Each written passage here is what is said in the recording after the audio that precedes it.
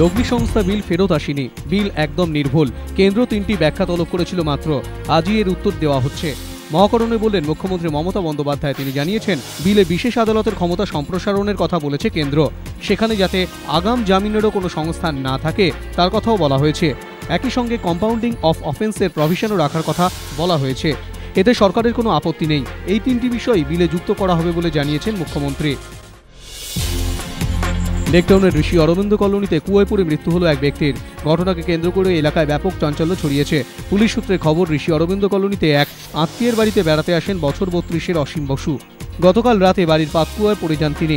এলাকার বাসিন্দারা লেকটাউন থানায় খবর দেন। ঘটনাস্থলে পৌঁছয় পুলিশ ও দমকল।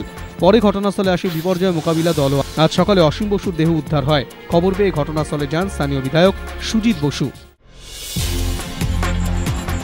জেলায় জেলায় অশান্তির প্রেক্ষিতে ইতিমধ্যে একাধিক জায়গায় মহকুমা শাসকের দপ্তরে পঞ্চায়েতের মনোনয়ন জমা দেওয়ার নির্দেশ দিয়েছে কমিশন।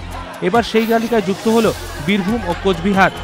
কমিশনের তরফে বলা হয়েছে এই 2 জেলায় বিডিও অফিস ছাড়া মহকুমা শাসকের দপ্তরেও মনোনয়ন জমা দেওয়া যাবে।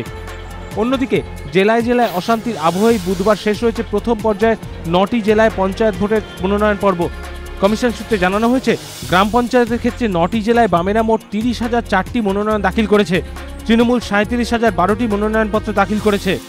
পঞ্চায়েত সমিতির ক্ষেত্রে বামেরা মোট 5,992টি মনোনয়ন জমা দিয়েছে। তৃণমূল কংগ্রেস দাখিল করেছে মোট 8,090টি মনোনয়ন।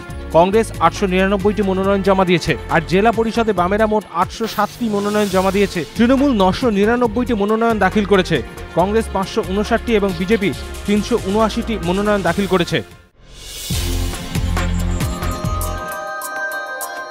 ক্রিকেট আর বিনোদনের জোড়া ঘোড়ার ওপর সবার হয়ে অভিযান শুরু ইন্ডিয়ান প্রিমিয়ার লিগের। আজ ঝাঁ চকচকে এই লিগের গায়ে অসংখ্য কলঙ্কের দাগ। ক্রিকেটার, আম্পায়ার থেকে দল মালিক, ক্রিকেটের পুরো কাঠামোই জড়িয়ে গিয়েছে ফিক্সিং জালে। ফিক্সিংয়ের তার জুড়েছে দুবাইবাসী ডনের সঙ্গে। সময় যতই গড়াচ্ছে ততই বাড়ছে কলঙ্কের পাহাড়। ইতিমধ্যেই ক্রিকেটকে কলঙ্কমুক্ত করতে আইপিএল বন্ধ করে দেওয়ার দাবি তুলেছেন নীতিশ কুমারের মতো রাজনীতিক থেকে জয়বন্ত লেলের মতো ক্রীড়া বিশেষজ্ঞরা। এমনকি বিসিসিআই এর অন্তর্বর্তী সভাপতি হওয়ার পর প্রয়োজনে আইপিএল এর আফটার ম্যাচ পার্টিও বন্ধ করে দেওয়ার ভাবনার কথা বলেছেন জগমোহন ডালমিয়া।